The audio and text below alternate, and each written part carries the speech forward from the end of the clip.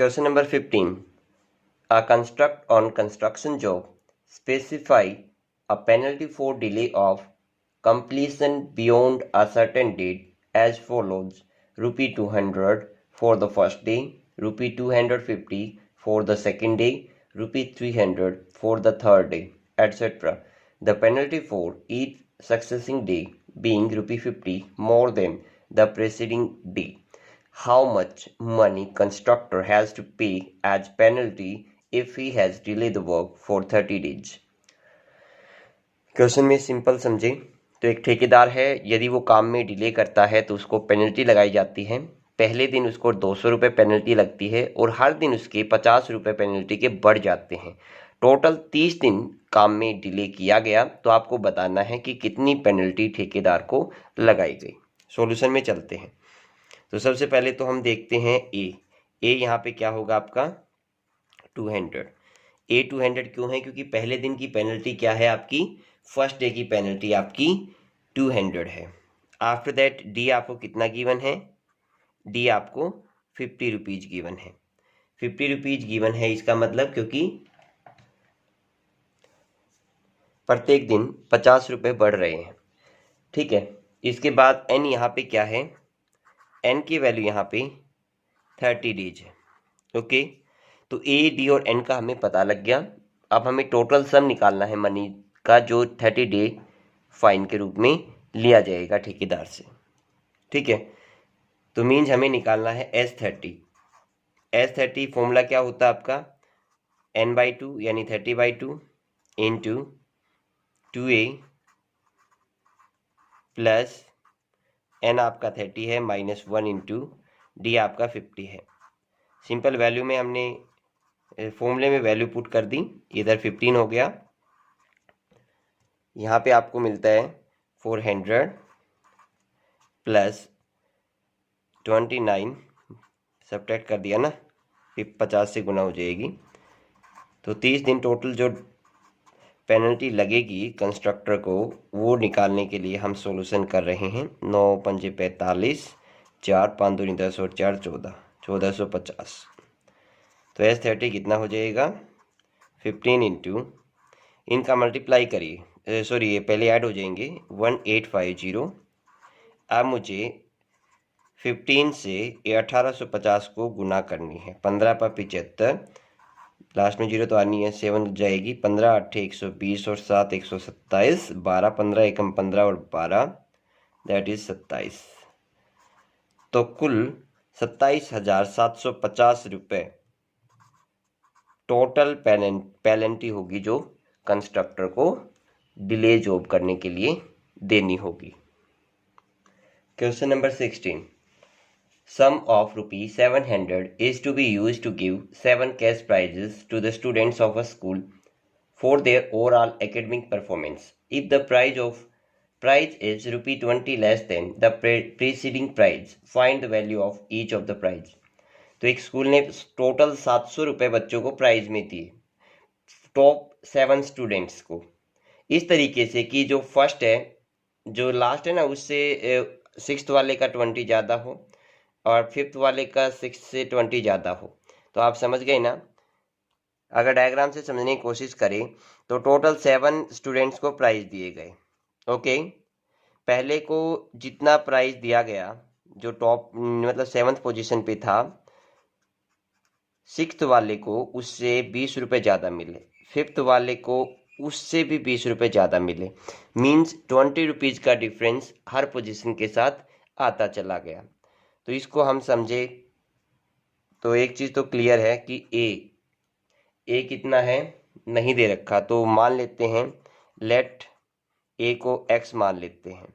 ठीक है, समझो भाई, क्योंकि इसमें ये नहीं दिया कि जो सबसे छोटा प्राइज है जो 7th पोजीशन वाले बच्चे को मिला वो कितना है, नहीं दे रखा, निकालना है।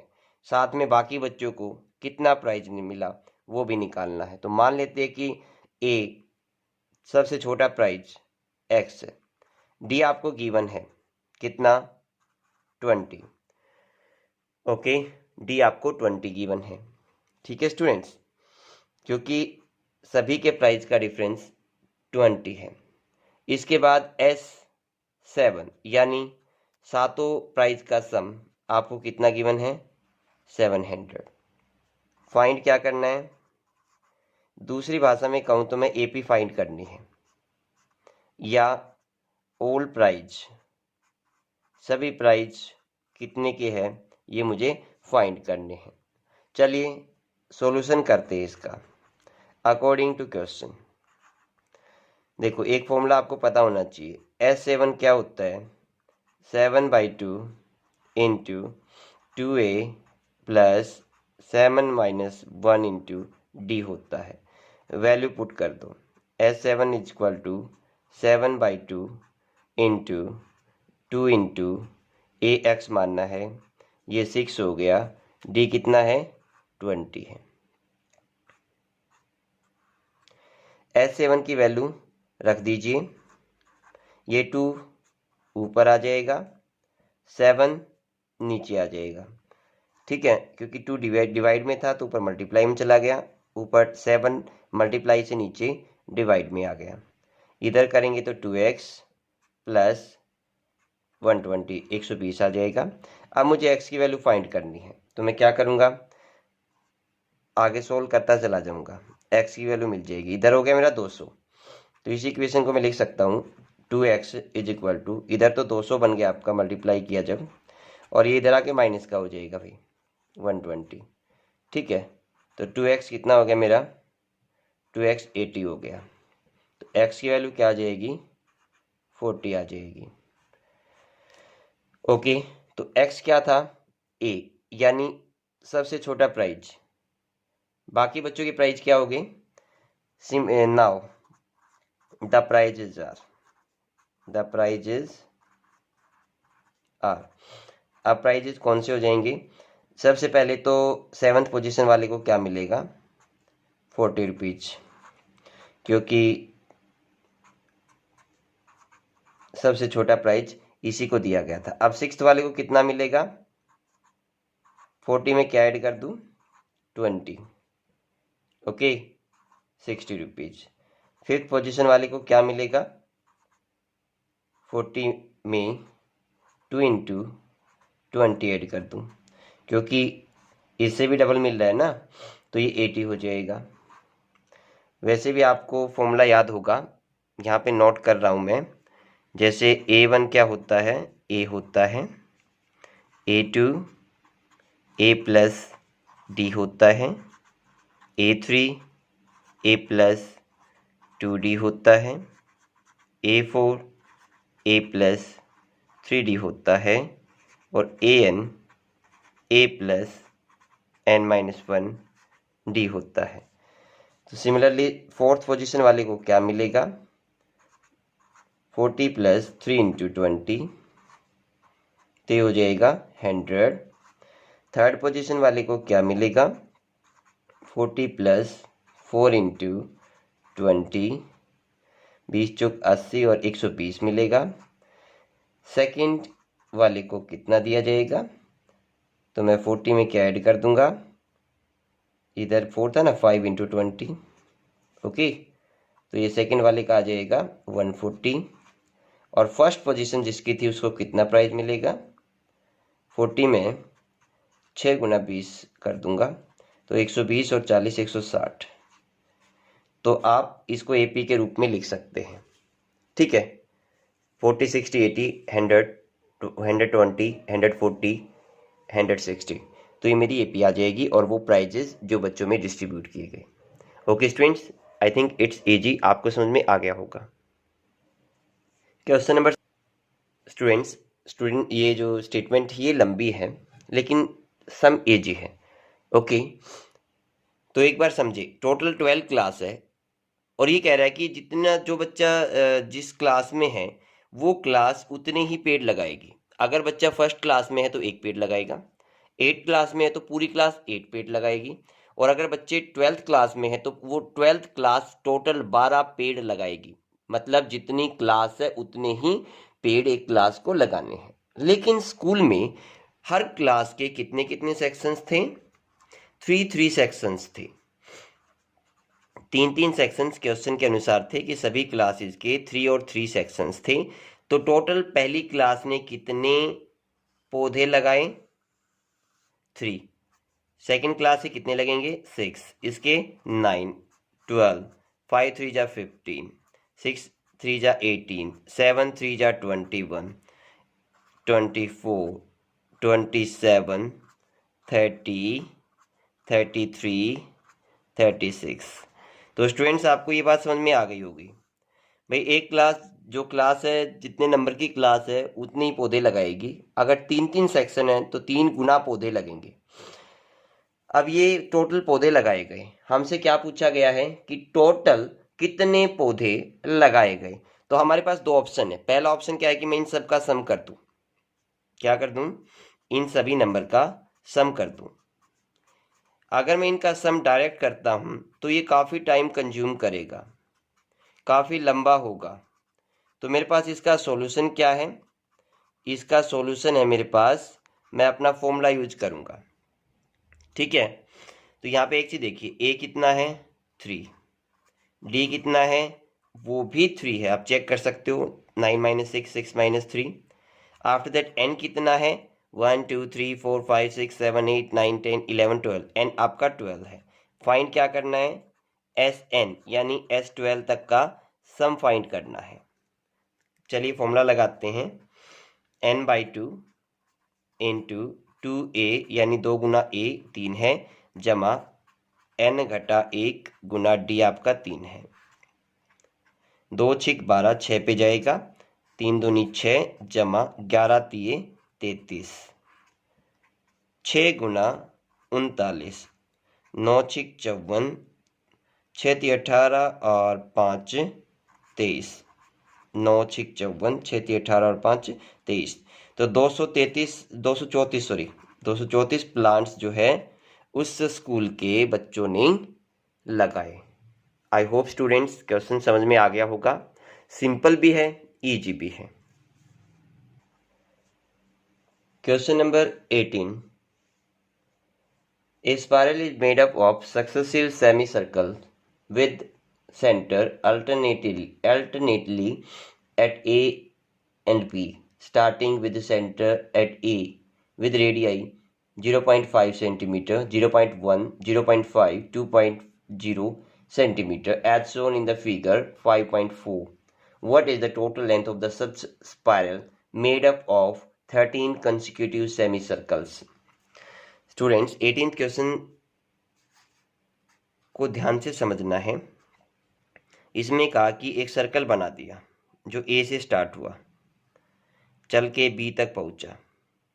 ठीक है, और यहाँ पे जो इसकी रेडियस है जिसको आप R1 बोलेंगे 0.5 सेंटीमीटर है। अब ये सर्कल बढ़ गया, ये ए से बी पे पहुंचा, बी से सी पे पहुंचा। ओके स्टूडेंट्स, तो ये बी से सी पे जाएगा तो इसकी रेडियस हो जाएगी 1 सेंटीमीटर। ओके, अब ये सी से फिर कहाँ पहुंचा? डी पे। ये सी से डी पे पहुंचा तो इसकी रेडियस कितनी हो गई? 1.5 सेंटीमीटर। ओके, अब ये डी से जब ई पे पहुंचा तो इसकी रेडियस हो गई 2 सेंटीमीटर। मीन्स ये स्पाइरल बढ़ता चला गया। आप समझ रहे हो ना? तो इस केस में ए क्या हो गया मेरा? 0.5 हो गया। समझ रहे हो ना? नो, 0 पॉइंट नहीं होगा, ये केवल रेडियस है। तो ए निकालना है मेरे को, क्योंकि रेडियस हमें काउंट थोड़ी करनी है, हमें तो इसकी लंबाई काउंट करनी है। स्टूडेंट्स आपको एक हिंट देना चाहता हूँ, पहले तो इस बात को इग्नोर करें कि ये 0.5 है, ये कुछ और ही होगा। देखते हैं क्या होगा। एक बार देखिए, ये मैंने एक सर्कल बना दिया, सेमी सर्कल। सेमी सर्कल है आपका। अगर मैं इस सेमी सर्कल की आर्क की लंबाई निकालूं तो मेरा फॉर्मूला क्या होगा? आप जानते हैं कि 2πr पूरे सर्कल का होता है, तो हाफ सर्कल का कितना हो जाएगा, हाफ सर्कल का पाई आर हो जाएगा। सरकमफ्रेंस, परिधि, समझ रहे हो ना, किसी भी सर्कल के बाहर का माप, परिधि आधा है तो पाई आर हो गया, क्योंकि 2 पाई आर पूरे का होता है, उसका हाफ कर दिया, आधा करने पर पाई आर हो गया। ठीक है, तो अब देखता हूं मैं मेरा A1 क्या बनेगा। A1 मेरा बनेगा पाई गुना आर कितना है 0.5, A1 आ गया 0.5 पाई। A2 क्या बनेगा मेरा, पाई इंटू R2। A2 क्या है, जैसे पाई R1 है पहला सर्कल का, सेकंड सर्कल का पाई R2 है, थर्ड सर्कल का पाई R3 है, तो R की वैल्यू रखता चला जाऊंगा, तो ये मेरा पाई हो जाएगा। थर्ड सर्कल का क्या होगा, सरकमफ्रेंस पाई इंटू 1.5 यानी 1.5 पाई हो जाएगा। तो आपको समझ में आ गया ना भाई, सर्कल घूम रहा है, ये सर्कल घूम रहा है, तो मुझे सरकमफ्रेंस निकालना है। सरकमफ्रेंस का फॉर्मूला होता है, अगर हाफ सर्कल है तो पाई आर होता है। पहले सर्कल का निकालने के लिए हाफ सर्कल का R1 ली, दूसरे के लिए R2 ली, थर्ड के लिए R3 ली, तो मेरे पास एक AP आती है। यहाँ पे मेरी AP क्या बनेगी, 0.5 पाई, पाई 1.5 पाई एंड सो ऑन। अब एक चीज ने कहा है कितने सेमी सर्कल बने हैं, 13th क्वेश्चन में आप पढ़ेंगे ना, तो टोटल कितनी टर्म्स हैं, 13th। तो लिख लीजिए, ए आपका है 0.5 पाई, बी आपका हो गया, सॉरी डी क्या करेंगे, मैं पाई में से यानी A2 में से A1 घटा दूंगा, तो डी की वैल्यू मेरी 0.5 पाई आ गई। एन कितना है यहाँ पे 13, ठीक है, तो एन की वैल्यू 13 आ गई। अब मुझे सम निकालना है 13th टर्म तक का। फॉर्मूला यूज करेंगे 2 इंटू ए प्लस 13 माइनस 1 इंटू डी की वैल्यू और ए की वैल्यू सेम है, लिख दीजिए। एस 13 तक सम होगा, अब नहीं कट रहा है तो एज इट इज लिख दीजिए। इधर बन गया पाई, क्योंकि 5 दूनी 10, वैसे भी आधे को आधे से गुना करते तो 1 ही आता है, प्लस इधर हो गया 12, इसको मैं लिख सकता हूँ 1/2 पाई, लिख सकता हूँ ना, क्योंकि 5/2 को क्या लिख सकता हूँ, 5/2 को या 0.5 को मैं 5/10 लिख सकता हूँ, जो कि 1/2 होता है। 10 हटाने के लिए नीचे 10 लिख दिया, 5 एकम 5, 5 दूनी 10, 2 से 6 पे कट गया, 6 और 1 7 पाई। एस 13 बराबर है 13/2 गुना 7 पाई। पाई का मान रख दीजिए, पाई होता है 22/7, 7 से 7 कट गया, 2 से 11 पे कट गया, तो एस 13 जो छल्ले बनेंगे उसका आंसर क्या होगा, 13 और 11 की गुना कर दो, तो ये हो जाएगा 143, 143 सेंटीमीटर टोटल वायर की जरूरत पड़ेगी ऐसे 13 छल्ले बनाने के लिए, जिसमें रेडियस का डिफरेंस 0.5 पर सर्कल हो। आई होप स्टूडेंट्स क्वेश्चन 18 समझ में आ गया होगा आपको। लास्ट 2 क्वेश्चंस बहुत इंपॉर्टेंट हैं, ध्यान से समझना। 19th क्वेश्चन में डायग्राम दिया है, डायग्राम देखिए एक बार। टोटल 200 लॉग्स है लकड़ी के बने हुए, और उसको अरेंज किया गया इस तरीके से कि सबसे नीचे वाली लाइन में तो आए 20 लॉग्स, उसके ऊपर हर एक लेयर में एक एक लॉग कम होता जाए। तो इसका मतलब A1 तो आपका हो गया 20, D-1 क्योंकि कम हो रही है ना संख्या एक एक, तो D-1 हो गया, क्योंकि सेकंड ब्लॉक में सेकंड लेयर में 19 ब्लॉक्स है, 19 में से 20 माइनस करूंगा तो -1 बचेगा, 19 में से 20 को माइनस करूंगा तो -1 बचेगा। भाई समझ में आ गई बात, क्योंकि यहाँ पे लेयर जो है, लेयर दर लेयर पर लेयर जो है नंबर्स ऑफ ब्लॉक्स कम होते जा रहे हैं, तो इसलिए नेगेटिव आएगा, कॉमन डिफरेंस यानी सार्वंतर। n यहाँ पे निकालना है कि कितनी लेयर बनेगी। ठीक है, टोटल गट्ठे हमारे पास, टोटल ब्लॉक्स 200 है। अकॉर्डिंग टू क्वेश्चन चलते हैं। Sn क्या होता है, n/2 2a plus n-1 into D. Sn आपको कितना दे रखा है, nth टर्म का जोड़ 200 दे रखा है।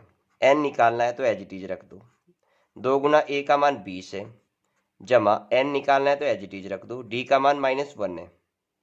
ठीक है, अब 2 को ऊपर ले आओ, ये 400 हो गया, बराबर n 40 जमा का तो 1 हो जाएगा, घटा का n हो जाएगा। क्यों, क्योंकि माइनस है, प्लस इंटू माइनस, देखो ये माइनस माइनस प्लस हो गया, और ये माइनस इंटू प्लस माइनस हो जाएगा। ठीक है, 400 बराबर है, इधर बचेगा माइनस का n स्क्वेयर, 40 और 1 41, जमा का 41 n, दोनों का जोड़ किया, n से गुना होगी 41 n, ये जमा का, ये माइनस और प्लस था तो माइनस आ जाएगा। ठीक है, अब इन टर्म्स को मैं इधर ले आता हूँ, दोनों टर्म्स को, तो n प्लस n स्क्वायर इधर आके प्लस का हो जाएगा, -41 इधर आके माइनस का हो जाएगा, 400 यहाँ पे प्लस का था ही। अब राइट हैंड साइड में 0 बच जाएगी, क्योंकि दोनों टर्म को तो मैं इधर ला चुका, साइन भी चेंज करोगे इसके। अब 41 को 2 भागों में तोड़ो कि गुना तो आ जाए 400, जोड़ आ जाए माइनस का 41। तो ऐसे 2 नंबर कौन से हो सकते हैं,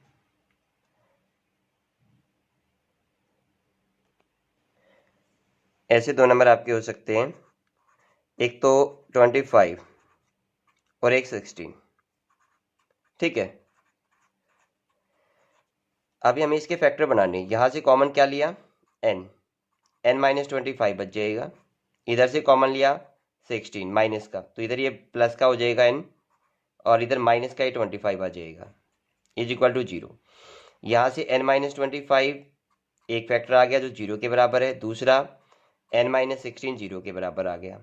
एक तो n की वैल्यू मिली 25, दूसरी n की वैल्यू मिली 16। तो ये वैल्यू तो पॉसिबल नहीं हो सकती, क्योंकि टोटल 200 ब्लॉक्स है। ठीक है, और a क्या है, 20 है, तो यहाँ पे n की वैल्यू क्या होगी, n की वैल्यू हो जाएगी आपकी 16, तो 16 मेरा आंसर हो जाएगा। तो टोटल 16 लेयर बनेगी। भाई n की वैल्यू 25 क्यों नहीं हो सकती, क्योंकि टोटल गट्ठर नीचे 20 रखे हुए थे ना, तो श्योरली 20 से ज़्यादा लेयर तो बनेगी नहीं, और यहाँ पे n की वैल्यू 25 आ रही है, तो इस वैल्यू को इग्नोर कर देंगे, क्योंकि क्वाड्रेटिक इक्वेशन में तो 2 वैल्यू मिलती है, जो वैल्यू स्टेबल है हम उसको कंसीडर कर लेंगे, तो मेरा आंसर आ जाएगा 16। तो टोटल 16 लेयर आप चाहो तो लिख सकते हो इस क्वेश्चन की बनेगी। ठीक है, 20th जो क्वेश्चन है वो बहुत ही इंटरेस्टिंग है। एक लड़की पोटैटो रेस कर रही है, ठीक है, और पोटैटो रेस में जैसे डायग्राम में देख रहे हैं ना आप, पहले तो 5 मीटर पे एक आलू रख दिया, आफ्टर दैट हर 3 मीटर पे एक एक आलू रख। हमें बताना है कि टोटल कितनी डिस्टेंस गर्ल्स ने ट्रेवल की। स्टूडेंट्स ये क्वेश्चन थोड़ा कॉम्प्लिकेटेड है, इसमें जो कहा एक बार समझने की कोशिश करते हैं। देखिए, सबसे पहले कहा कि एक लड़की है, उसको पोटैटो रेस के लिए जाना है, पहला आलू रखा है 5 मीटर पे, उसके बाद हर 3 मीटर पे आलू रखे गए हैं, और टोटल कितने आलू रखे गए हैं, टोटल 10 पोटैटोज रखे गए हैं। ये कंफर्म करना पड़ेगा, ये समझ में आना चाहिए कि पोटैटो रेस होती क्या है। जब तक पोटैटो रेस का पता नहीं होगा आपको, आप इस क्वेश्चन को नहीं कर पाएंगे। पोटैटो रेस में क्या होता है स्टूडेंट्स, एक बच्चे को भागना होता है, यहाँ पे आलू रख देते हैं बीच बीच में, बच्ची यहाँ से भाग के जाएगी, आलू को उठाएगी, इधर बास्केट रखी होती है, और उस आलू को बास्केट में डालेगी, फिर से वापस जाएगी, सेकेंड आलू को उठाएगी, यहाँ से फिर बास्केट में डालेगी, फिर भाग के जाएगी, तीसरे को उठा के लाएगी, फिर बास्केट में डालेगी, फिर चौथे को उठा के लाएगी, फिर बास्केट में डालेगी, कंटिन्यू करते करते लास्ट आलू को उठा के लाएगी और बास्केट में डालेगी। जो बच्ची या जो टीम सबसे पहले सभी आलू को बास्केट में डाल देंगे वो विनर हो जाती है। तो ये हमारी होती है पोटैटो रेस। पोटैटो रेस में टोटल 10 पोटैटो 10 आलू रख दिए गए हैं।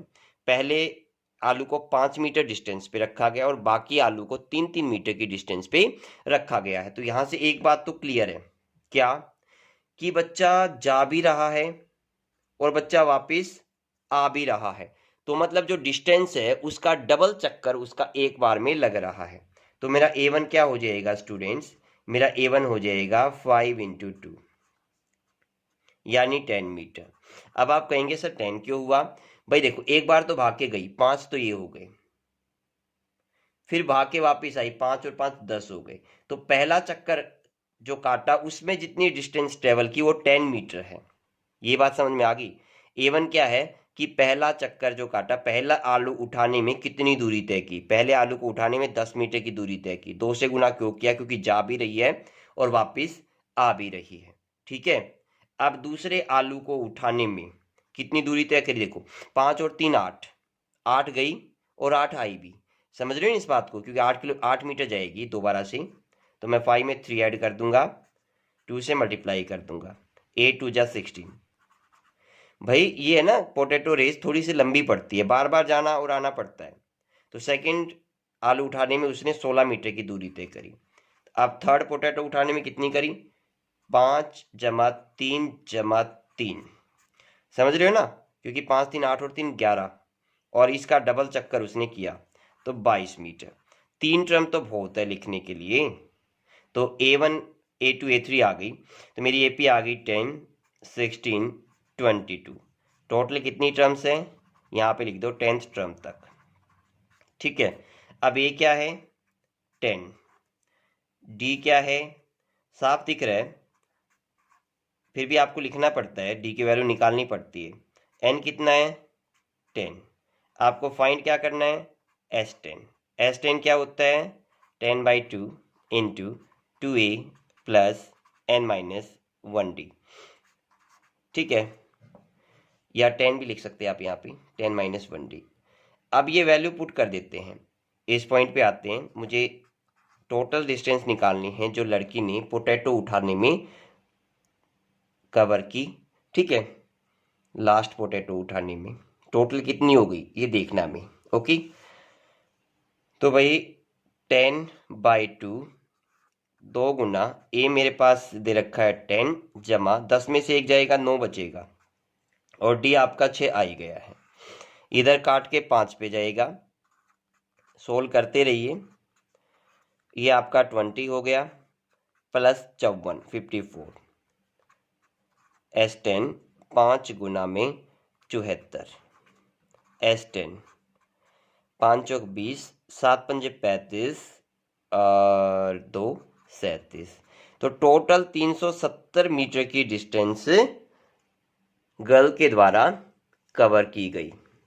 ओके स्टूडेंट्स, तो क्वेश्चन जो थे इजी थे और आई होप आपको समझ में आए होंगे। हमारी आने वाली वीडियो जरूर देखें, chapter 6 triangles. Thank you students.